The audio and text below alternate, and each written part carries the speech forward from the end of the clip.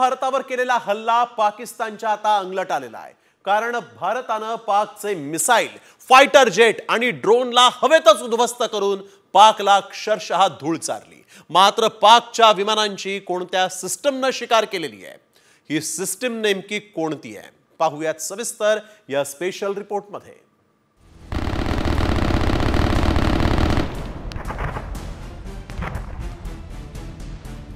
ही आहे भारताची आकाश missile system. पठाणकोटमध्ये पाकच्या JF-17 ला याच आकाश मिसाईल सिस्टमने उद्ध्वस्त केलं। MRSAM उत्तर आणि पश्चिम भारतात पाकिस्तानी ड्रोन आणि क्षेपणास्त्र नष्ट करण्याची कामगिरी।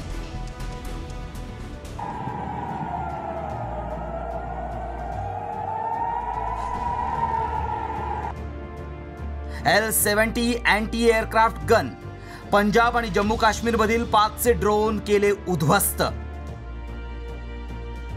भाई जो रेड आप देख रहे हो ना, ये हमारे डिफेंस की है। तो आप देख रहे हो कितने सारे जा रहे हैं। ZU-23 अँटी एअरक्राफ्ट गन कमी उंचीवरील पाकिस्तानी ड्रोनना केलं नेस्तनाबूद।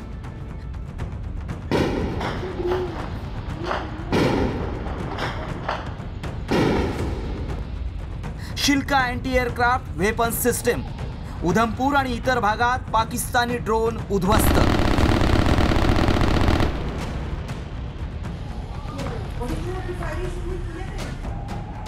पाकिस्तानने केलेल्या हल्ल्याला या क्षेपणास्त्रांनी लिलया परतावून लावलं। पाक विरोधात वापरण्यात आलेलं क्षेपणास्त्र आणि मिसाईल सिस्टमची नेमकी खासियत काय आहे पाहूया।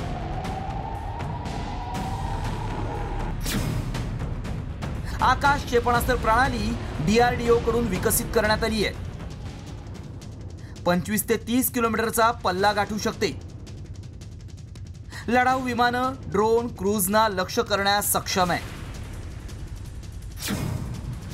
ZU-23 anti aircraft gun Soviet रशियाकडून ही प्रणाली विकसित करण्यात आली आहे।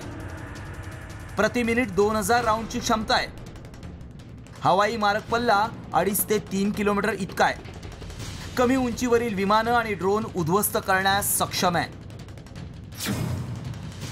MRSAM मध्यम श्रेणी हवाई क्षेपणास्त्र बराक 8 क्षेपणास्त्राचा हा एक भाग आहे। भारत आणि इस्रायलकडून संयुक्तपणे हे क्षेपणास्त्र विकसित करण्यात आले। भारतीय लष्कर, नौदल आणि हवाई दलात तैनात आहे। मारक पल्ला 70 ते 100 किलोमीटर इतका आहे। लढाऊ विमानं, ड्रोन, बॅलिस्टिक क्षेपणास्त्र, क्रूज लक्ष्य करण्यास सक्षम आहे। L-70 anti aircraft gun Swedish निर्मित 40 mm अँटी एअरक्राफ्ट गन भारतीय लष्कर आणि हवाई दलासाठी तैनात आहे।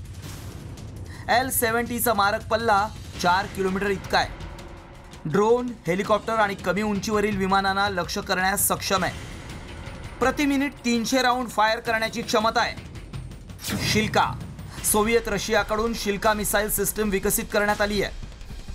शिल्काचा मारक पल्ला 2.5 किलोमीटर इतका आहे। ड्रोन, हेलिकॉप्टर लक्ष्य करण्यास सक्षम आहे। प्रति मिनिट 4000 राऊंड फायर करण्याची क्षमता आहे।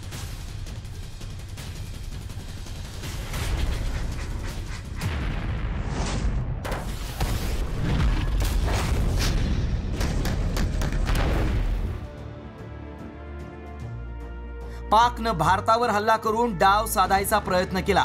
आता पाकचे मनसुबे भारतानं चांगलेच ओळखलेत। त्यामुळे भारत आता शांत राहणार नाही।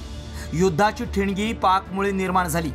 मात्र युद्धाचा शेवट पाकचा बेचिराख होण्यानं होईल हे निश्चित आहे।